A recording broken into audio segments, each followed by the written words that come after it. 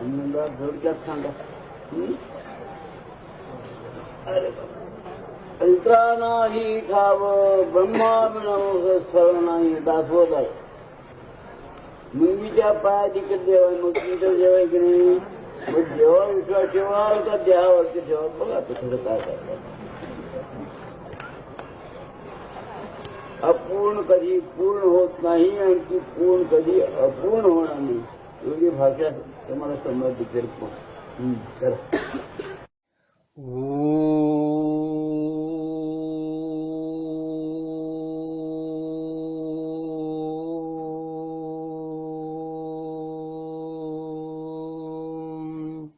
राजाधिराज सद्गुरुनाथ सिद्धरामेश्वर महाराज की जय.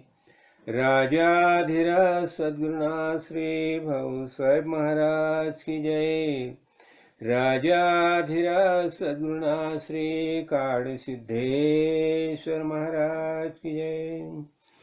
गुरुर्ब्रह्मा गुरुर्विष्णू गुरुर्देवो महेश्वरा.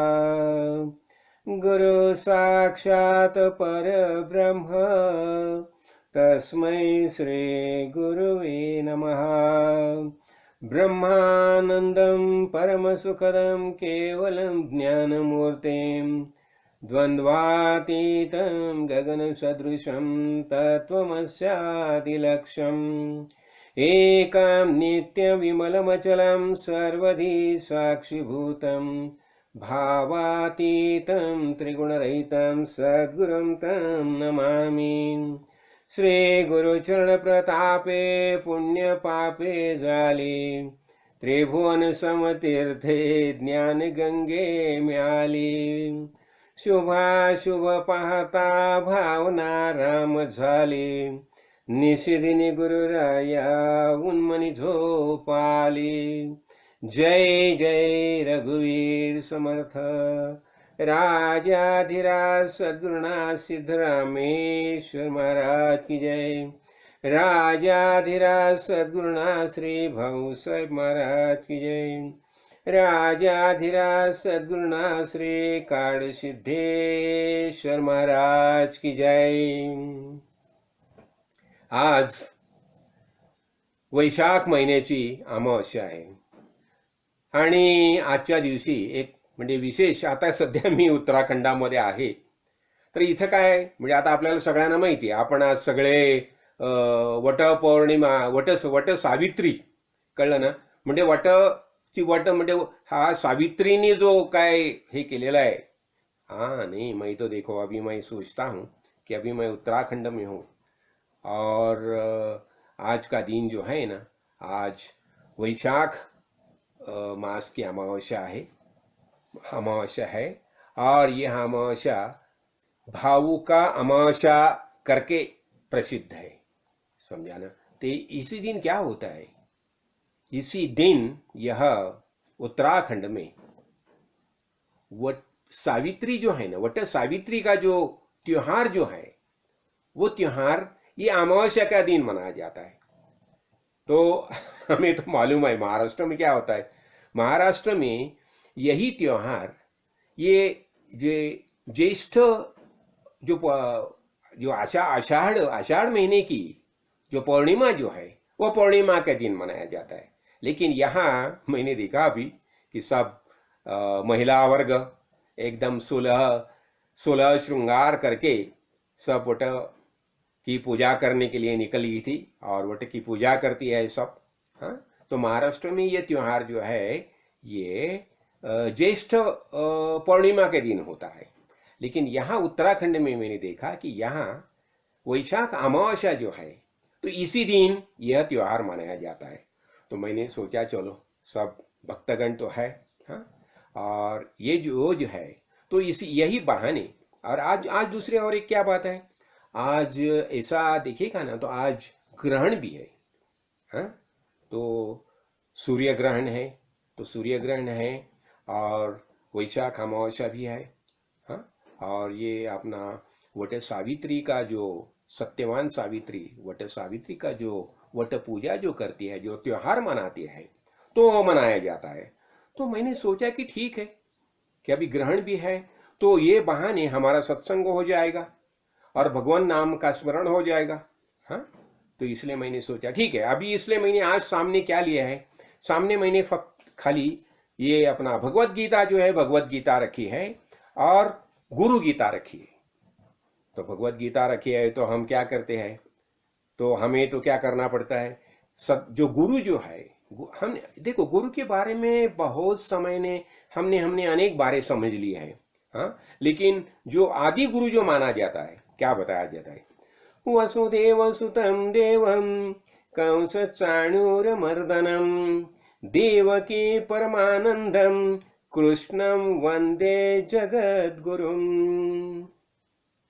देखो, मैं तो हमेशा बताता हूँ मेरे गुरु जी के बारे में, काड़ी सिद्धेश्वर महाराज ये मेरे गुरु है। हाँ? और ये गुरु सगुण साकार रूप धारण करके हमें ज्ञान प्रबोधन करना चाहिए, इसलिए भूतल पर ये आए। हाँ, क्यों आए, हमने उन्हें बुलाया था। तो देखो ये तो होगी, लेकिन हम जब भी हमारी वैदिक परंपरा देखते हैं, हाँ, तो और वैदिक परंपरा में क्या बताया जाता है, तो कृष्णम वंदे जगत गुरुम। देखो क्या होता है, भगवान ने सृष्टि निर्माण की और सृष्टि निर्माण करने के बाद जो ब्रह्मा विष्णु और महेश ये त्रिदेव जो है, तो आदिनाथ जो है, आदि गुरु जो है, उन्होंने बताया, देखो उन्होंने क्या बताया, ब्रह्मदेव को बताया कि ठीक है तुम सृष्टि निर्मित करो। ब्रह्मदेव को बताया सृष्टि निर्मित करो। विष्णु भगवान को बता दिया कि ये सृष्टि का प्रतिपालन जो है, ये लालन पालन तुम करो, प्रतिपालन तुम करो। और शिव शंकर को बता दिया कि उसका लय जो है, ज्ञान दृष्टि देके तुम उसका लय करो। तो उत्पत्ति स्थिति और लय ये तीनों कार्य जो है, आदिनाथ जो है, आदि पुरुष जो है, संपूर्ण विश्व का जो चैतन्य रूप जो आदि पुरुष है, तो उसने ये त्रिदेव निर्माण किए, ब्रह्मा विष्णु और महेश, और तीनों देवताओं को अपना अपना दायित्व सौंप दिया। क्यों, ये संपूर्ण विश्व जो है क्यों निर्माण की, ये निर्माण करने का एक ही कारण कि आनंद महसूस करना चाहिए, आनंद अनुभव करना चाहिए। हर एक जीव जो है जब भी देह धारण करके आता है, तो हर एक की तमन्ना क्या होती है, हर एक को लगता है नहीं मुझे आनंद अनुभव करना चाहिए, मुझे लीला करनी है, मुझे खेलना है। और ये खेलना है, इसीलिए ये भगवान ने ये संपूर्ण सृष्टि निर्माण की। कहां से निर्माण की, खुद में से ही। तदैक्षत बहुश्याम प्रजा ये संकल्प निर्माण हो गया, भगवान में यह संकल्प निर्माण हो गया। और यह संकल्प निर्माण होने के बाद उसने खुद में से ही ये पूरा सृष्टि जो है खुद में से निर्माण की। ये अनंत जीव जो है निर्माण किए, और हरेक जीव को उसकी अभिलाषा के जैसी जैसी उसकी अभिलाषा है, उसकी मनोकामना है, ऐसा उन्हें ज्ञान प्राप्त ये करने का, आनंद अनुभव ने करने, ये सब क्रीड़ा कर रही है। सबको ये दिया, ठीक है, सबको बता दिया, देखिए मैंने ये शरीर दिया है, तो ये शरीर के माध्यम से तुम अपना आनंद महसूस करो। तो अभी यहाँ हम क्या दिखा, अभी हमने क्या देखा कि वसुदेव सुतम देवम। तो ये श्री कृष्ण जो है, तो श्री कृष्ण को विशेष महत्व क्यों दिया जाता है, श्री कृष्ण भगवान को। ये देखो विष्णु भगवान जो है, विष्णु भगवान की संकल्पना क्या है, विष्णु भगवान का कार्य क्या है, ये संपूर्ण विश्व का प्रतिपालन करना, ये विष्णु भगवान का कार्य है, दायित्व है। हाँ? और ये क्या करता है विष्णु भगवान जो है, तो विष्णु भगवान कभी कभी देह धारण करके आता है। यदा यदा हि धर्मस्य ग्लानिर्भवति भारत अभ्युत्थानम अधर्मस्य तदात्मानं सृजाम्यहम्। जभी ये भूतल पर अधर्म का वर्चस्व बढ़ता है और धर्म जो है, धर्म पीछे जाता है, धर्म की पीछेहट होती है और अधर्म का वर्चस्व होता है, तो उसी समय भगवान खुद देह धारण करके भूतल पर आता है। और फिर उसने भगवान ने क्या बताया कि परित्राणाय साधूनाम विनाशाय च दुष्कृताम धर्म संस्थापनार्थाय संभवामि युगे युगे। देखो भगवान ने क्या बताया कि जभी ये जो साधु वृत्ति से जीने वाले जो है संत महानुभाव जो है, जो सज्जन जो है, सुशील सदाचारी जीव जो है, उनके ऊपर कभी कभी जब भी कोई संकट आता है, कभी आपत्ति आती है, जो असुर जो है, असुर प्रवृत्ति के लोग जो है, राक्षसी प्रवृत्ति के लोग जो है, जब भी उन्हें कुछ कष्ट पहुंचाते हैं, दुख देते हैं, तो उनका संरक्षण करने के लिए मैं खुद देह धारण करके भूतल पर आता हूं। तो ये भगवान का ये आश्वासन है। और भगवान ने यह भी बताया, न मे भक्ता प्रणश्यति, जो मेरा भक्त होता है, श्रद्धा भक्ति से मेरी भक्ति करता है, तो उसका कभी भी नाश नहीं होता। तो उनका संरक्षण करने की जिम्मेदारी मेरी है, और वह जिम्मा मैं बहुत अच्छी तरह से निभाना जानता हूं। तो देखो अभी ये तो हो गया। तो अभी हमने क्या देखा कि गुरु देखा। तो जब कृष्णम वंदे जगत गुरु, ये कृष्ण जो है, श्री कृष्ण जो है, ये अवतार भगवान का ही अवतार है। और क्यों लिया भगवान का अवतार? ये पूरा महाभारत जो है, तो उसी समय क्या हो गया था, जो सच्चरित्र जो लोग थे, सुशील सदाचारी लोग थे, उन्हें बहुत समस्या का सामना करना पड़ता था। तो ये पांडव थे, तो पांडव का पूरा जीवनी हमने देखा है महाभारत ग्रंथ में। तो उनका संरक्षण करने के लिए ये श्री कृष्ण जो है, श्री कृष्ण अवतार लेके ये भूतल पर आए थे।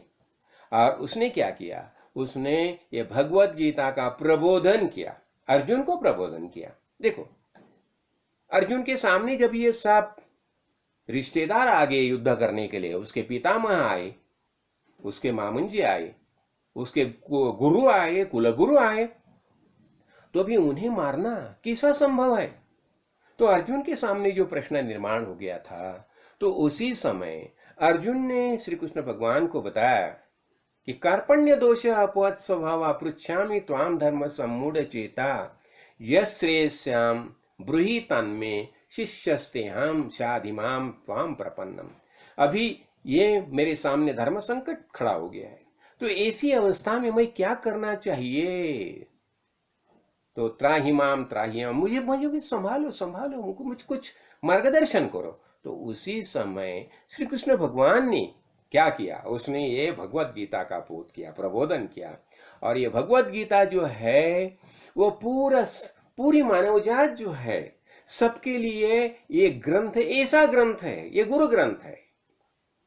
ये हरेक को जो कुछ चाहिए, जीते समय जो समस्या निर्माण होती है, तो हरेक समस्या निर्माण होने के बाद उसी समस्या का परिमार्जन कैसा करना चाहिए, उसी समय कैसा बर्ताव करना चाहिए, ये सब बातें ये अर्जुन के, देखो अर्जुन को बता दिए, लेकिन हम सब अर्जुन ही हैं। कभी ना कभी हम हमारे जीवन में अर्जुन की भूमिका में आते हैं, तो उसी समय कैसा बर्ताव करना चाहिए। तो इसलिए ये भगवत गीता जो है, तो भगवत गीता क्या हो गया? ये गुरु ग्रंथ हो गया सबके लिए। देखो जिसने जो अनुग्रहित है, गुरु से नामो मंत्र लिया है, उनकी बात अलग है। लेकिन जो अनुग्रहित नहीं है, तो ऐसे सब लोग जो है, उन्होंने ये भगवत गीता में प्रवेश करके भगवत गीता में जो ज्ञान की बातें समझाई है, वो सब ज्ञान की बातें खुद ग्रहण करनी चाहिए, और उसका आधार लेके आगे जीवन जीना चाहिए।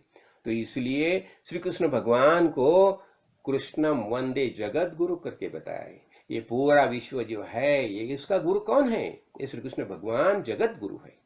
तो ऐसे देखो अभी ये जगत गुरु हो गए, और उन्होंने हमें भगवत गीता का बोध किया, हरेक को बोध किया। देखो तो इसलिए होता है, क्या होता है, जिससे ज्ञान प्राप्त करना है, सामने जो समस्या निर्माण होती है, वो समस्या निर्माण होने के बाद वो समस्या का परिमार्जन कैसा करना चाहिए, ये सब बातें समझने के लिए हरेक को चाहिए कि वो भगवत गीता में प्रवेश करे, और भगवत गीता में जो ज्ञान बताया है वो ज्ञान खुद प्राप्त करे।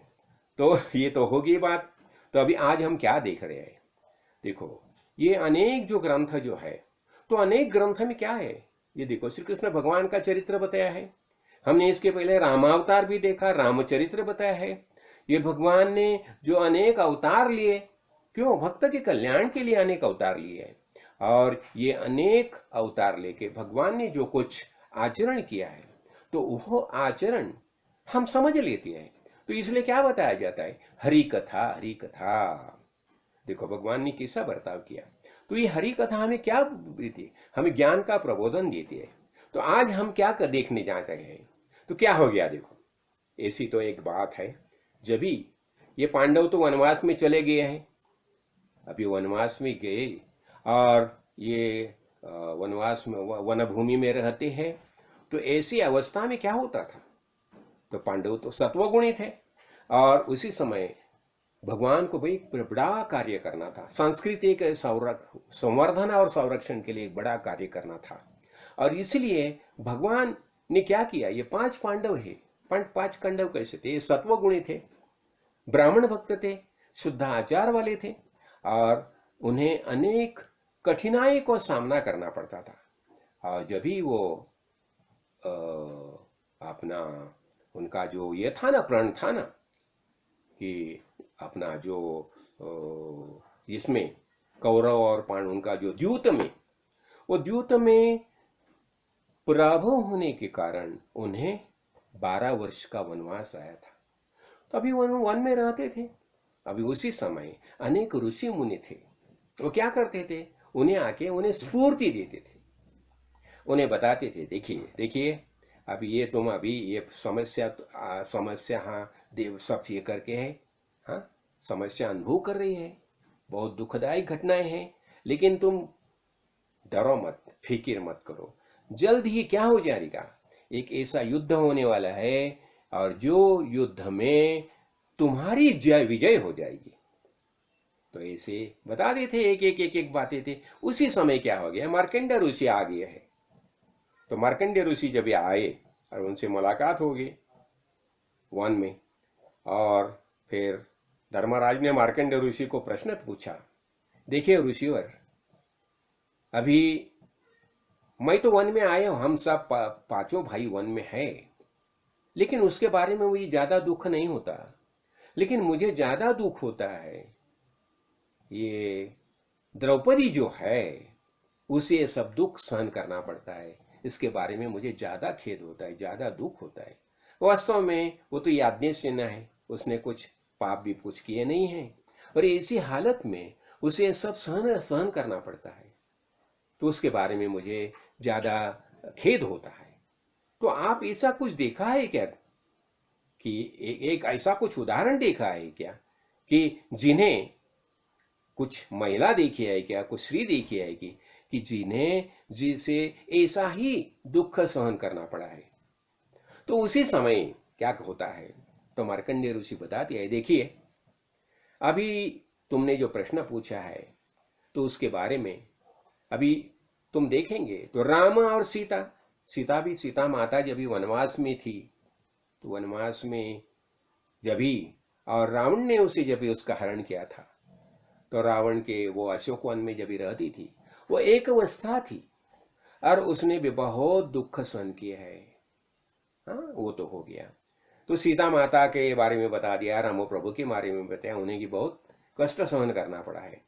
और दूसरी बात ऐसी है कि नल दमयंती जो है, तो नल दमयंती को भी बहुत कठिनाइयां सहन करनी पड़ी है, ऐसा दुख सहन करने का प्रसंग नल दमयंती के ऊपर भी आया था। और ऐसा ही दुख ये सत्यवान सावित्री जो है, तो सावित्री को भी बहुत ये ऐसे कष्ट सहन करने पड़ते थे। तो अभी हम थोड़े ना ये सावित्री के बारे में कुछ थोड़ी जानकारी हम प्राप्त करेंगे कि ये स्त्री कैसी होती है, स्त्री का आदर्श कैसा होता है। तो अभी देखो ये सावित्री जो है ना, तो राजा द्युमत्सेन अश्वपति राजा अश्वपति है। तो अश्वपति राजा जो है उसे संतान नहीं थी, तो अश्वपति ने क्या किया, उसने सवितृ देवती की आराधना की, प्रसन्न किया सवितृ देवती को, और सवितृ देवती के प्रसाद से यह सावित्री का जन्म हो गया है। देखिए अभी वो सावित्री का जन्म हो गया, तो बाद में क्या हो गया?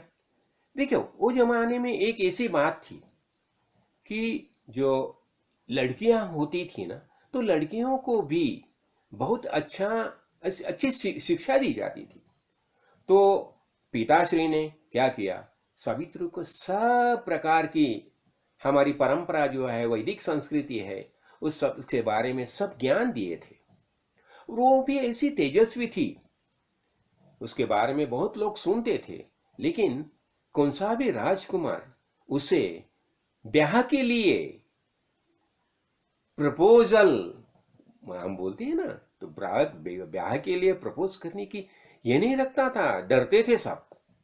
तो इसे देखो, अभी उसकी आयु होगी, विवाह योग्य आयु होगी, तो वो समय की जो परंपरा थी, वो परंपरा के हिसाब से ये राजा जो अश्वपति जो है, उसने बता दिया सावित्री को, देखो बेटा, अभी तुम अपना जो पुरोहित है उसके साथ तीर्थ यात्रा की चली जाइए, और वहां तुम्हें कोई शादी के लिए, ब्याह के लिए कोई राजकुमार पसंद आ जाएगा तो देखिए। तो अभी देखिए, वही उसी हिसाब से, वो परंपरा थी वो जमाने की, तो अपने पुरोहित के साथ सावित्री चली गई है और अनेक तीर्थ यात्रा में जाती थी, वहाँ पूजा अर्चा करती थी, और पूजा अर्चा करती थी, ब्राह्मण को दान दक्षिणा देती थी, और ऐसे आते आते वो एक तपोवन में आ गई। तो वहां आने के बाद वहां उसने यह सत्यवान को देखा, और सत्यवान को देखा और उसे वो अच्छा लगा, पसंद आ गया। और बाद में जब ही वो घर में आ गई तो पिताश्री ने पूछा, देखो बेटी, तुम्हें कोई पसंद आ गया क्या? तो उसने बता दिया, देखिए पिताश्री, मैंने एक तपोवन में सत्यवान को देखा है और वो मुझे पसंद है। तो उसी समय क्या हो गया, नारद मुनि भी आए हैं। फिर नारद मुनि ने बताया, ठीक है, ये तो बात सब बहुत अच्छी बात है, वो सत्यवान ब्राह्मण भक्त है, गुणवान है, पराक्रमी है, सच्शील है, लेकिन उसका एक ही दोष है। तो बोले, क्या दोष है? तो उसकी आयु 1 ही साल की है। अभी देखो, ऐसा बताने के बाद फिर अश्वपति ने बताया, बेटा देखिए, तुम ऐसा कीजिए कि उसके जगह तुम और दूसरे कोई किसके ये करिए, और कोई पसंद कीजिए। तो उसने बताया, देखो पिताश्री, ये जो ये हृदय की ये होती है, समझाना, ये जो पसंद होती है ना, हृदय से आती है। तो मैंने तो उसे पसंद किया है, तो अभी मैं और दूसरा किसी से भी नहीं, किसको भी नहीं पसंद कर सकती। देखो उसका भी क्या निश्चय था। फिर नारद मुनि ने बता दिया, देखिए कि उसका निश्चय है, तो तुम ऐसा कीजिए, उसकी शादी उसके साथ कीजिए। फिर ये आए, तपोवन में आ गए हैं, वहाँ ये अपना राजा द्युमत्सेन, तो देखो राजा द्युमत्सेन वो अंधा हो गया था, और अंधा हो गया था तो उसका राज्य भी चला गया था। तो अभी जब ये अश्वपति आए, उसने बता दिया, देखिए राजेश्री, अभी मैं चाहता हूं कि मेरी बेटी जो है, तो आपकी कुलवधू करके उसका स्वीकार कीजिए। तो देखो उसी समय द्युमत्सेन ने क्या बताया, देखो मैं पहले चाहता था कि सावित्री के लिए मैं खुद आके ब्याह के लिए प्रपोज करूं, लेकिन मेरा तो राज्य चला गया था। लेकिन ठीक है, अब अच्छी बात है, आप खुद ही आ गए हैं, तो वो सावित्री का, सत्यवान का, दोनों का ब्याह हो गया है। अभी ब्याह होने के बाद देखो सावित्री ने क्या किया, अभी यहाँ महत्वपूर्ण बात अभी हम समझ लेते हैं। तो सावित्री ने क्या किया, वो राजकन्या का जो पोशाक था ना, वो सब बाजू में रख दिया, और वो तापसी का वस्त्र परिधान किया। देखो अभी वो वन में रहती है और वो तपस्वी जैसे रहने लगी। देखो इसे लेकिन अंदर उसे एक बात मालूम थी कि 1 साल के बाद सत्यवान का मृत्यु है। देखो तो अंदर से उसकी क्या क्या उसकी अवस्था होगी, खाली हम उसकी कल्पना भी नहीं कर सकते। और तो भी वो क्या करती थी, ये अंदर से खाली उसकी श्रद्धा तो थी, भगवान के ऊपर उसकी श्रद्धा थी, श्रद्धा भक्ति से सब चल रहा था। वो तपोवन के जितने ऋषि मुनि थे सबको मदद करती थी। देखो और क्या होता है, जब भी कोई विवाहित स्त्री जब भी हमें ये करती है, प्रणाम करती है, हाँ, तो वो क्या बताते थे, हाँ, तुम पुत्रवती भव, सौभाग्यवती भव, ऐसे आशीष उसे मिल जाते थे। तो ऐसी वो सब शुभाशीष प्राप्त करती थी। और ये पूरा साल होने के बाद वो जो विशिष्ट दिन आ गया कि जिस दिन सत्यवान का मृत्यु को वही आए, तो उसके पहले उसने क्या किया, 3 दिन का सौभाग्य सूचक व्रत किया। और वो सौभाग्य सूचक व्रत किया, और जिस दिन उसका मृत्यु का दिन था, तो उस दिन उसने सत्यवान को बता दिया, देखिए आप तो जंगल में समिधा लाने के लिए जाते हैं, आज तक आप अकेले जाते थे, लेकिन आज मैं चाहती हूँ कि मैं आपके साथ आ जाऊं। तो सत्यवान ने बता दिया, देखिए और जंगल में कुछ कांटे बीटे सब कुछ है, हाँ, रास्ता भी कुछ ठीक नहीं, कठिन है, तू क्यों आती है? नहीं नहीं, मैं आज आपके साथ आने वाली हूँ। ठीक है, जाइए अपना माता पिता से ये पूछिए और चलिए मेरे साथ। फिर माता पिता को पूछा, जब माता पिता ने बताया, देखो अभी पूरा साल उसका बर्ताव ऐसा था कि उसमें कुछ भी कहाँ भी कुछ नाम रखने के लिए जगह नहीं थी, ऐसा उसका आचरण था। बोले ठीक है बेटा, जाइए उसके साथ, और दोनों उसका भी ख्याल रखिए, और तुम दोनों साथ जल्दी वापस आ जाइए। ठीक है, वो दोनों आ गए। और वो वटवृक्ष था, वटवृक्ष के यहाँ जब ये अपना सत्यवान उसका टहनी छाटने के लिए जब उसका वो क्या उठाया, तो उसी समय उसे लगा उससे कुछ, उसके सामने कुछ अंधेरी आ गया, उसे लगा कि उसे चक्कर आई है। और उसने सावित्री समझ गई, सावित्री को बोला, अरे मुझे जरा ये लगता है, अनईजी लगता है। फिर वो सावित्री ने उसे अपने गोद में उसे ले लिया, वो ऐसा नीचे गिर गया है। और उसी समय सावित्री ने सामने देखा एक देव सदृश पुरुष आया है। और फिर उसने पूछा, प्रणाम, आप कौन हैं? तो उसने बताया, देखो मैं यमराज हूं और सत्यवान के प्राण हरण करने के लिए मैं आया हूं। अच्छा, तो ऐसा बताने के बाद सावित्री ने क्या किया, उसका सत्यवान का जो सर अपने गोद में था वो नीचे रख दिया, वो खड़ी हो गई, प्रणाम किया और पूछा, देखिए भगवान, आजकल मैंने सुना है, मैं सुनती हूं कि मनुष्य के प्राण हरण करने के लिए आपके दूत आते हैं, आप खुद क्यों आए? फिर यमराज बताती है, देखिए सत्यवान ये गुणी है, ब्राह्मण भक्त है, पराक्रमी है, अनेक अच्छे अच्छे गुण उसमें हैं, और उसके प्राण दूत से हरण करने जैसे नहीं है, इसलिए मैं खुद उसके प्राण हरण करने के लिए आया। देखो यहाँ क्या बताया जाता है कि सत्यवान के गुण कैसे थे। जब भी हम अच्छे गुण की जो उपासना करेंगे, हमारे अंदर अच्छे गुण लाएंगे, तो यमदूत नहीं, खुद यमराज आते हैं प्राण हरण करने के लिए। अच्छा ठीक है, ऐसी बात होगी। और वो प्राण हरण करके यमराज आगे जाने लगे।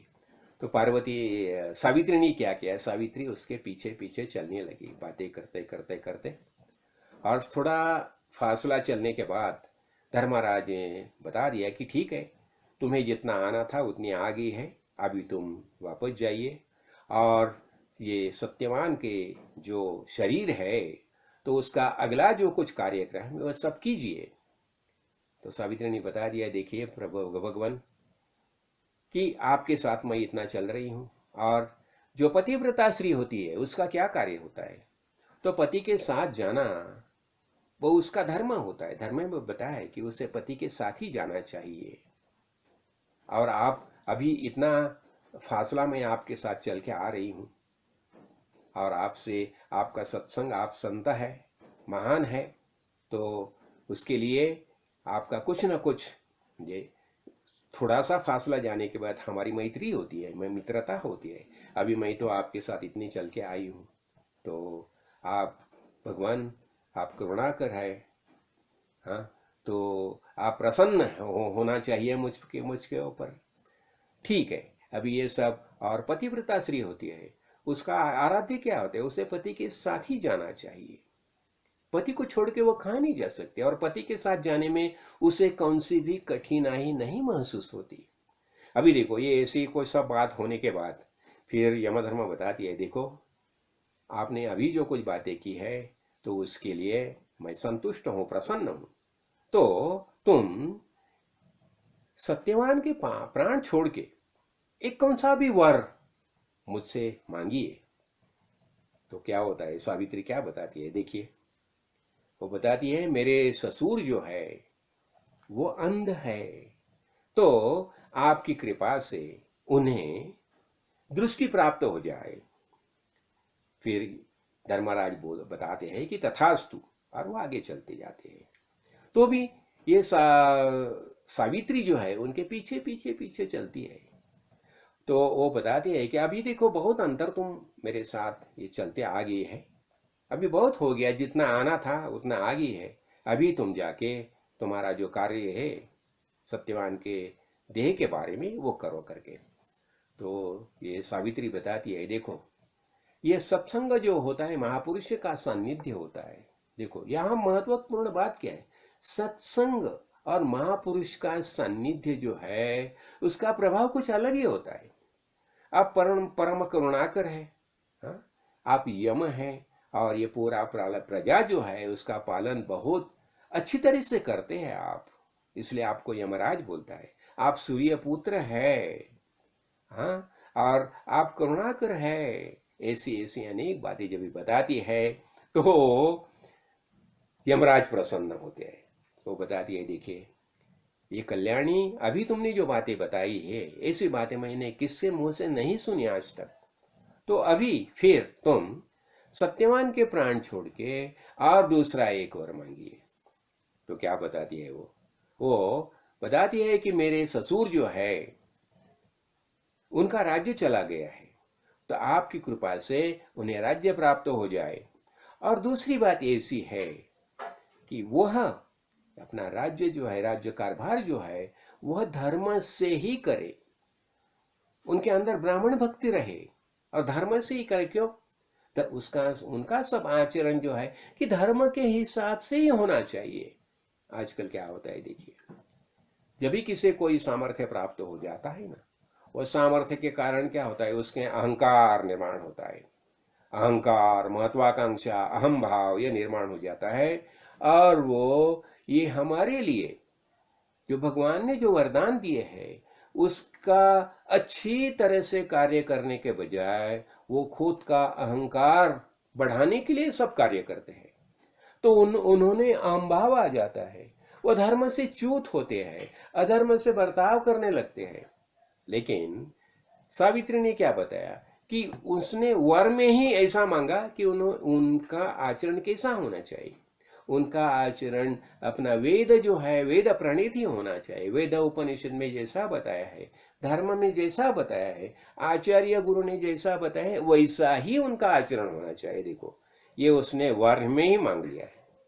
ठीक है, ऐसे आगे फिर आगे जाती है सावित्री, और यम धर्म के साथ उनके एक एक एक एक, एक जो बातें होती है, और सब बातें से यमराज प्रसन्न हो जाते हैं। उससे बोलते हैं, ठीक है, तुम और एक और मांगो।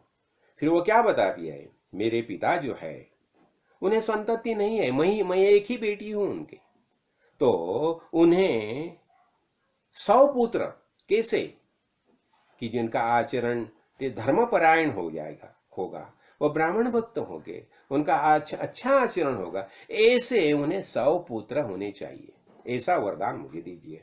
चलो, यमराज बताते हैं कि तथास्तु। ठीक है, इसका अर्थ क्या हो गया? उसने अपने पिताजी के लिए भी 100 पुत्र मांग लिए। हाँ, फिर तो भी वो पीछे चलती जाती है और यमराज के साथ उसका अभी संवाद हो रहा है। वो एक एक एक एक बात ही भरती है, धर्म अनुकूल बातें बताती है। देखो ऐसे वो बातें क्यों बताती है कि उसका शिक्षण जो है, शिक्षा जो है, तो वेद उपनिषद उनके आधार पर उसकी सब शिक्षा हो गई थी, वो तेजस्वी थी। हाँ, तो वो बताती है, देखो यमराज को बताती है कि संत संग कैसा है। संत संग अमोघश्य। संत संग, संत के सानिध्य जब हम जाते हैं तो हमारी मनोकामना पूर्ण होती ही है। और अभी आपके साथ मैंने इतने चल के आ गई हूं, आपके साथ मेरा ऐसा ये सब संवाद हो रहा है। हाँ, और आप कैसे, आप महाकरुणाकर हैं और ये संपूर्ण विश्व का प्रतिपालन जो है आप बहुत अच्छे ढंग से करते हैं। हाँ, तो ये सब एक एक एक एक जब बातें होती है तो यमराज फिर प्रसन्न होते हैं, बताती है ठीक है कल्याणी तुम और एक वरदान मांगो। फिर वो बताती है, देखो आपकी कृपा से मुझे, देखो क्या बताया, मुझे 100 पुत्र होने चाहिए। देखो अभी क्या यमराज ने बता दिया तथास्तु, और तो भी यमराज आगे चल रहे हैं। तो देखो, और तो भी पार्वती उनके पीछे चल रही है, सावित्री उनके पीछे चल रही है। तो फिर यमराज ने, अरे अभी भी तुम क्यों चल चल मेरे साथ आ रही है, अभी तुम जाओ कल्याणी और तुम सब ये कार्य करो। तो उसने बता दिया, देखिए प्रभु आप करुणाकर है, अकारण करुणाकर है। हाँ, आपका सान्निध्य महान है, संत संग महान है, और अभी आपने जो मुझे जो वरदान दिया है 100 औरस पुत्र, तो ये वरदान ये जन्म में पूरा होना होगा तो आपको मुझे सत्यवान के प्राण देने चाहिए, मेरे पति के प्राण देने चाहिए, मेरे पति के प्राण वापस देने चाहिए, तो ही ये आपका वरदान जो है वो फलद्रूप हो जाएगा।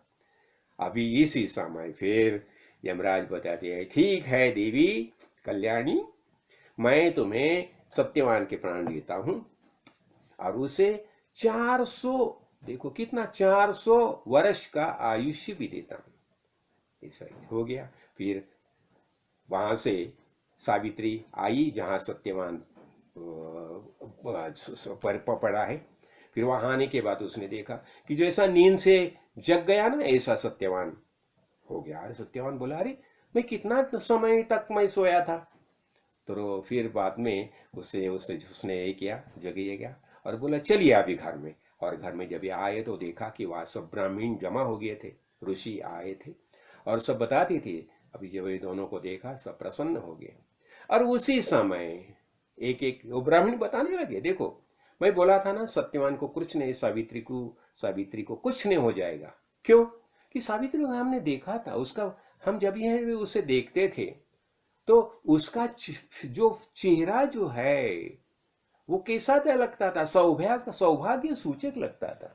फेस रीडिंग जैसे हम बताते हैं ना, फेस रीडिंग, तो कौन सी भी अशुभ घटना नहीं हो जाएगी, ऐसा हमारा विश्वास था। और उसी समय एक स्वार आता है, घोड़ेश्वर आता है और वो बताता है जुमत्स्यन को, महाराज जुमत्स्यन की आंखें आ गई। देखो वो बताता है कि महाराज जिस प्रधान ने आपका राज्य लिया था, हाँ, तो वो राजा बन गया था, तो क्या हो गया, उसका वध हो गया है, वो मारा गया है। और अभी सब प्रजाजन चाहते हैं कि आप ही फिर से हमारे राज्य का राज्य ग्रहण करे।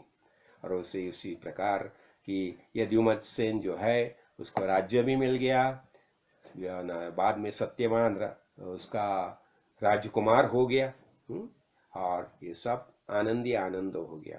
देखो अभी यहाँ क्या बताया जाता है, यहाँ एक ही बात बताई जाती है कि हमारा निश्चय कैसा होना चाहिए, सावित्री जैसा। सावित्री का देखो मामूली बात नहीं है कि जब भी उसे मालूम हो गया कि 1 साल के बाद उसका मृत्यु है, तो उसने क्या किया, ये मृत्यु नहीं होना चाहिए, उसके लिए मैं क्या कर सकती हूँ, तो उसने वंदन भक्ति। उसके बारे में मैंने एक मार्कंडेय ऋषि के बारे में भी बताया था। देखिए जब ये मार्कंडेय ऋषि जो है, मृकुंड ऋषि जो है, तो मृकुंड ऋषि ने जब ये बता दिया ब्रह्मा को कि मुझे संतति चाहिए। तो ब्रह्मदेव ने बताया ठीक है, तुम्हें पुत्र हो जाएगा, लेकिन वो अल्पायु होगा। तो मृकुंड ऋषि वो ज्ञानी थे, बोले ठीक है, पुत्र होगा ना तो बाकी देख लेंगे। तो लेकिन उसने क्या किया, अपने पुत्र को क्या बता दिया, शुरू से बता दिया कि देखो जो जो कोई आएगा ना तो उसे वंदन करने का।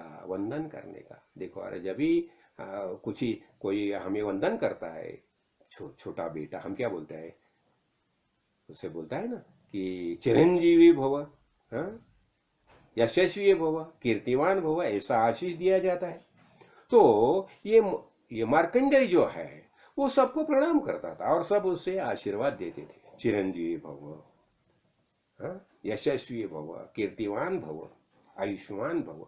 और उसी समय क्या हो गया, सप्तर्षि आ गए थे, और जब ही सप्तर्षि आए तो सप्तर्षि को उसने प्रणाम किया, और सप्तर्षि को प्रणाम करने के बाद सप्तर्षि ने बता दिया कि चिरंजीवी भव। और उसी तरह से ये मार्कंडेय ऋषि चिरंजीव हो गए। देखो यहाँ क्या बताया, ये भक्ति का प्रभाव बताया जाता है, वंदन भक्ति। हमारा आचरण देखो, इतनी बात नहीं, हमने देखा ना अभी गौतम बुद्ध, जब भी गौतम बुद्ध ने देखा एक वृद्ध पुरुष देखा, वृद्ध पुरुष देखा, और ये प्रेत यात्रा देखी, और उसने जब भी देखा उसके पुरोहित को, सचिव को पूछा ये क्या है करके, तो उसने बता दिया, देखिए जो जो जन्म लेता है वो बूढ़ा होता है, और बूढ़ा होने के बाद ऐसा वो मरता है, उसका देहांत हो जाता है, और देहांत होने के बाद ये शरीर जो है ये अग्नि को अर्पण किया जाता है, अग्नि में जलाया जाता है। अच्छा, तो गौतम बुद्ध ने सोचा अरे ठीक है, ये ऐसा ही सबका होना होगा, तो हमें इसके ऊपर कुछ ना कुछ कार्य करना चाहिए ना, कुछ ना कुछ उसके लिए उपाय होना चाहिए। और फिर क्या हो गया, उसने जब तपश्चर्या की और निर्वाण सुख प्राप्त किया। देखो अब ये बात है, हम सब जानते हैं, हमने देह धारण किया है तो ये देह एक दिन छोड़ना पड़ेगा, ठीक है छोड़ेंगे ना, लेकिन कैसे, ज्ञान दृष्टि से पक्के हो जाएंगे। फिर जब ही हमें ज्ञान प्राप्त होता है तो क्या बताया जाता है, मृत्यु के बारे में क्या बताया जाता है, हाँ, ये तो जातो जरिया देही जन्म मरण नाही, हमें तो जन्म मरण नहीं, हम तो देह धारण करते हैं, ये सब बताया जाता है। वासांसी जीर्णानि यथा विहाय नवानि गृह्णाति नरोपराणि तथा विहाय शरीराणि जीर्णान अन्यानि संयाति नवानि दे।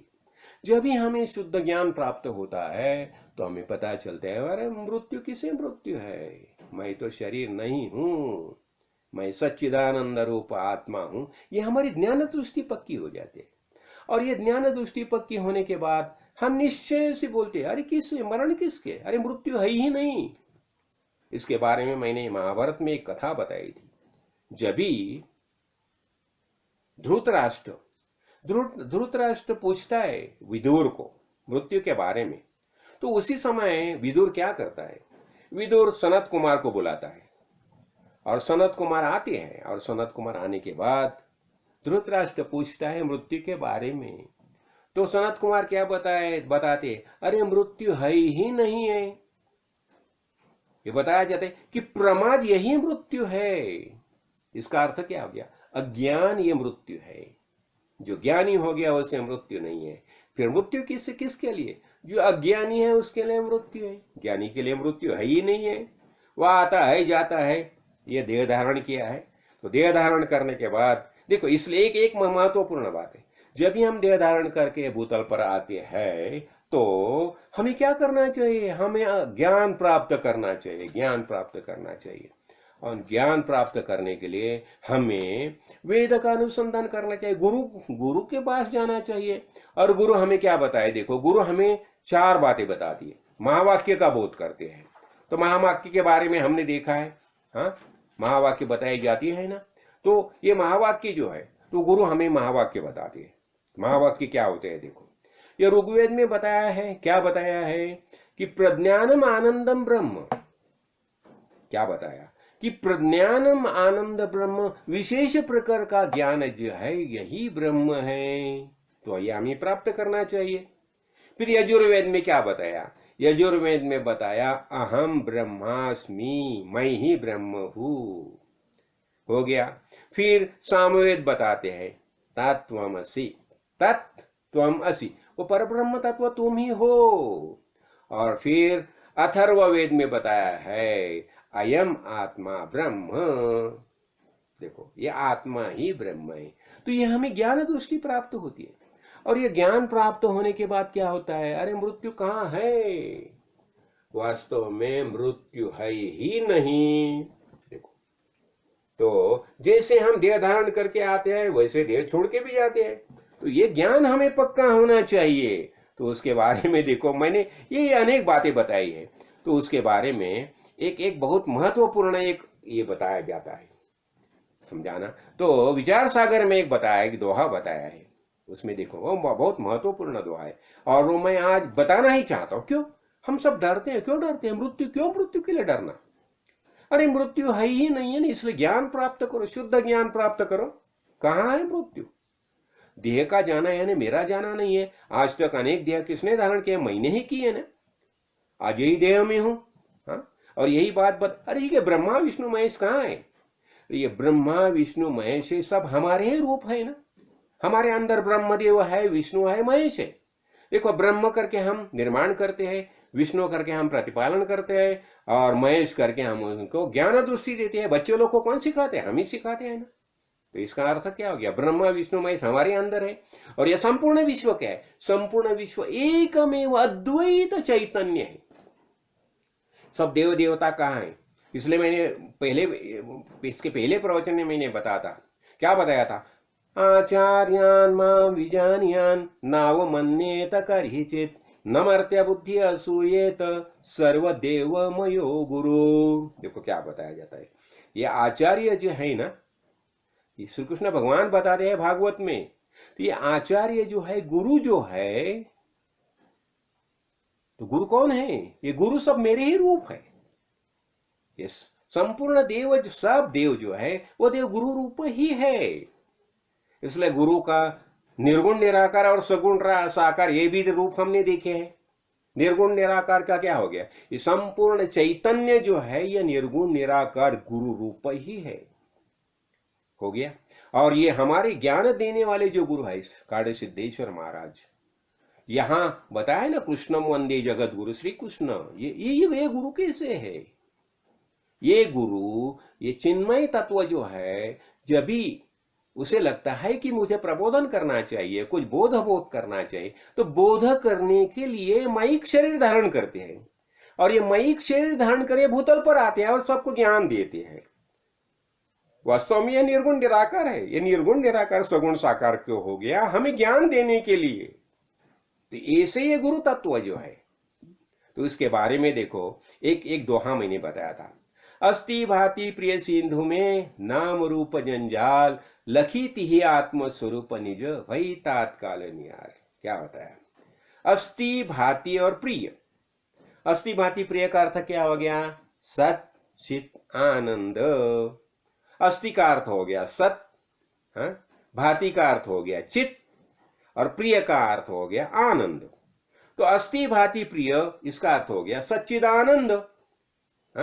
और ये सिंधु है, सिंधु का हो गया सागर। ये संपूर्ण आत्मस्वरूप जो है, चिन्मय आत्मस्वरूप है, ये कैसा है?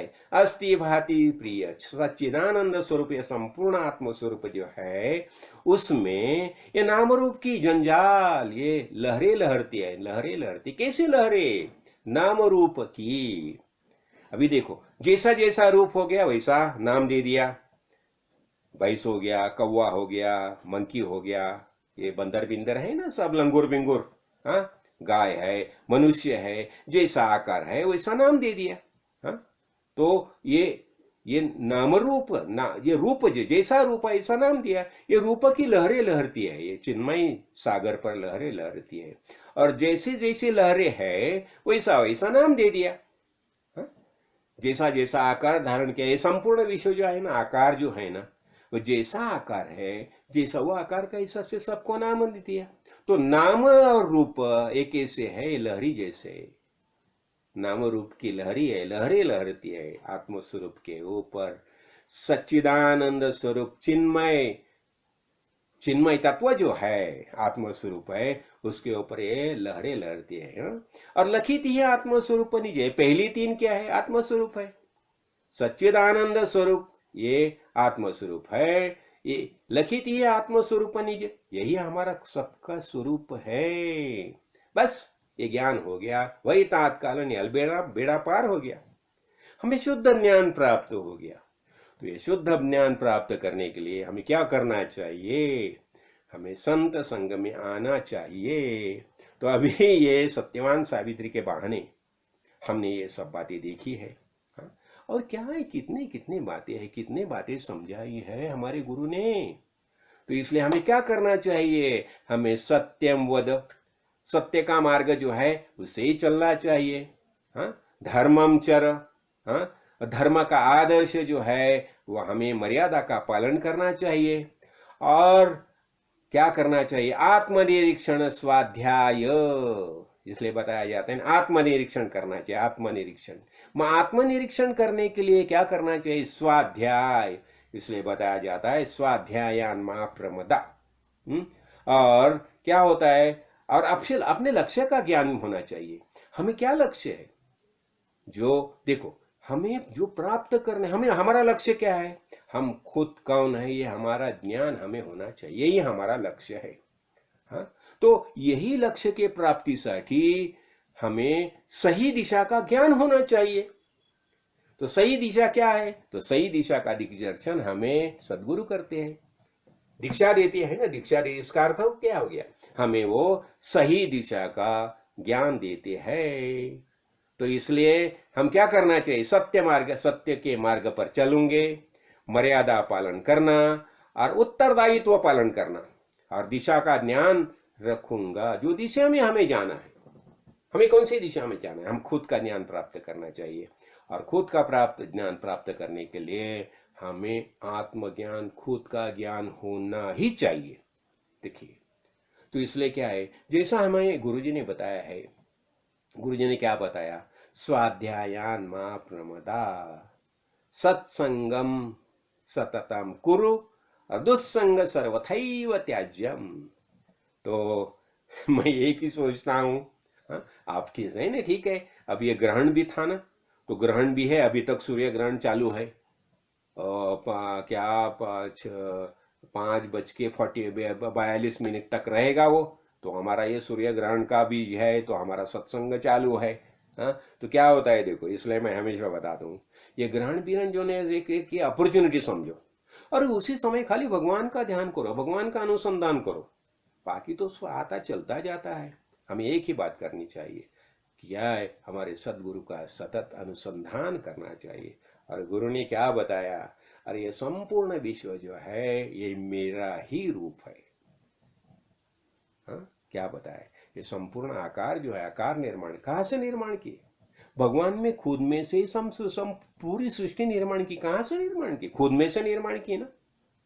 जैसा बताया जाता है ना, स्वर्ण के अनंत गहीने हैं, अनंत अलंकार है, लेकिन सब अलंकार में अधिष्ठान करके एक ही सुवर्ण है। वैसा ये संपूर्ण विश्व जो है, ये संपूर्ण विश्व हमें दिखाई देता है, लेकिन क्या है? चिन्मय है, चिन्मय है। संपूर्ण विश्व यह चिन्मय है, और उसमें एकमेव भगवंत ही निवास करता है, वही भगवंत हमारे अंदर है। तो उसका अनुसंधान हमें हमेशा करना चाहिए। इसलिए सदगुरु ने जो बताया, सदगुरु ने क्या बताया? अरे मैंने जो तुम्हें ज्ञान दिया है, वो ज्ञान का अनुसंधान सतत रखो, सतत रखो, सतत रखो। ज्ञान के बारे में ही सोचो। और ज्ञान कैसे, किसे बताया जाता है? ज्ञान का अर्थ हो गया आत्मज्ञान, खुद का ज्ञान होना चाहिए। हाँ, तो यही हम करेंगे, सत्संग में आना चाहिए। और ये भगवान ने जो भगवत गीता के बारे में अभी हमने देखा ना, कृष्णम वंदे जगत गुरुम। ये कृष्ण कौन है? ये जगत गुरु है। लेकिन श्री कृष्ण चरित्र है, कैसा चरित्र है देखिए, चरित्र है देखिए। इसलिए श्री कृष्ण चरित्र समझाने के लिए हमें महाभारत जो ग्रंथ है, हाँ, उसका पठन करना ही चाहिए। इसलिए मैं हमेशा बता दूं कि ये महर्षि व्यास जो है, महर्षि व्यास अरे महर्षि देखिए ना, महर्षि व्यास ने महाभारत ग्रंथ लिखा करके हम मेरे जैसे पढ़ सकते हैं ना, उसका ज्ञान प्राप्त कर सकते हैं ना। तो हम एक ही करें। हमारे लिए ये सब जो अनेक ग्रंथ जो रखे हैं भगवान ने और सदगुरु ने जो हमें ज्ञान दिया है, मैं मेरा भाग्य समझता हूँ कि साक्षात सगुण साकार रूप जो भगवान जब इस सगुण सगुण साकार रूप धारण करके काले सिद्धेश्वर महाराज के रूप में मेरे सामने आ गए और उन्होंने मुझे ज्ञान का प्रबोधन किया, मैं मेरा भाग्य समझता हूँ। हाँ, तो आप सब यही संतम संगम में आते रहे और भगवान ने जो हमें ज्ञान दिया है उसका अनुसंधान पक्का करें। सदगुरु मौली की कृपा आशीर्वाद से आज सत्यवान और सावित्री के बहाने देखो, सावित्री श्री शक्ति का आदर्श है। और भगवान ने मनु महाराज जब इस स्वर्ग में गए, स्वर्गारोहण करने के पहले उसने क्या बताया, नार्यास्तु यत्र पूज्यन्ते रमन्ते तत्र देवता। देखो, जहाँ श्री शक्ति की पूजा होती है वहाँ सब देव देवता निवास करते हैं। और आज का दिन तो क्या है, देखो सब महिला सुलह श्रृंगार करके पूजा करती है। हाँ देखो, पूजा करती है और वो वहाँ जो ब्राह्मण आती है वटक वटक के बाजू में सब वो श्रृंगार करती है, पूजा करती है और पूजा करके एक दूसरे को देती, क्या देती है, सौभाग्य सूचक जो अनेक बातें है देती। किसके मंगल देते हैं, किसके ये कुमकुम देते हैं, कुमकुम देते हैं, मंगल देते हैं और हर एक सौभाग्य वर्धन के लिए प्रार्थना करती है। क्या यही सौभाग्य है ना। पर एक दूसरे को प्रार्थना करके देखो, इसलिए प्रार्थना में एक अलग सामर्थ्य होता है, वहां एक औरा तैयार हो जाता है। तो इसलिए हम एक दूसरे से प्रार्थना करें, हमेशा एक दूसरे के कल्याण के लिए प्रार्थना करें। इसलिए हमने देखा ना कि मारुति राय ने क्या प्रार्थना की, जब भी राम राय बोले कि वरदान मांगो करके, तभी मारुति राय ने क्या बताया, सर्वेत्र सुखिनः सन्तु सर्वे सन्तु निरामया सर्वे भद्राणि पश्यन्तु न कश्चित् दुःखमाप्नुयात्। तो आज का दिन हम यही प्रार्थना करें, सबका सौभाग्य वृद्धिंगत हो जाए, सबको अच्छी कल्याण हो जाए, सबको ज्ञान दृष्टि प्राप्त हो जाए और सद्गुरु कृपा से सबका जीवन कृतार्थ हो जाए, यही सद्गुरु भगवान से प्रार्थना। राजाधिराज सद्गुरुनाथ सिद्धरामेश्वर महाराज की जय। राजाधिराज सद्गुरुनाथ श्री भाऊ साहेब महाराज की जय। राजाधिराज सद्गुरुनाथ श्री काड़ सिद्धे